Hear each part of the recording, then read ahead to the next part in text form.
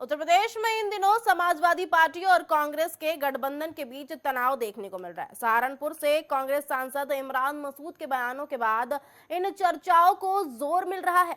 इस बीच इमरान ने एक बार फिर से सपा के साथ गठबंधन को लेकर सवाल खड़े किए हैं।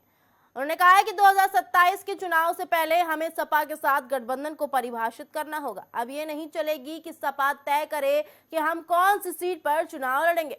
बीजेपी का अगर कोई मुकाबला कर सकता है तो वो सिर्फ कांग्रेस पार्टी है।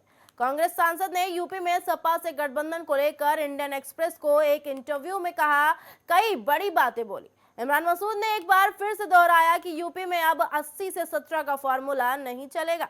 लोकसभा चुनाव में राहुल गांधी के नाम पर वोट पड़े थे, उनके नाम पर अनुकूल माहौल है।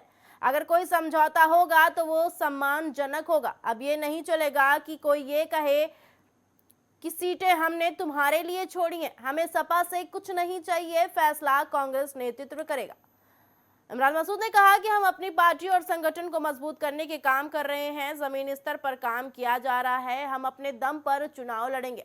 अब हमें किसी बैसाखी की जरूरत नहीं है। अगर कोई समझौता होता है तो वो बराबरी का होना चाहिए।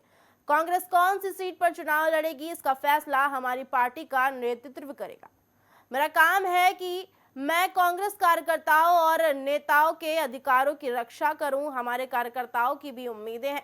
यूपी चुनाव में मनचाही सीटें नहीं मिलने, चुनाव से दूरी बनाने के सवाल पर इमरान मसूद ने कहा कि वो ये क्यों तय कर रहे हैं कि आप ये सीटें लड़ सकते हो। अगर हम सहयोगी हैं तो हम अपनी सीटों का फैसला खुद करेंगे। वो हमें ऐसी सीटें देते हैं जहां हम हारेंगे, इसलिए हमने उपचुनाव नहीं लड़ा। उन्होंने दावा किया कि सपा से गठबंधन का कांग्रेस पार्टी को नुकसान हो रहा है। बीजेपी तो अपने सहयोगियों को खा जाती है और हमारे सहयोगी हमें खा जाते हैं।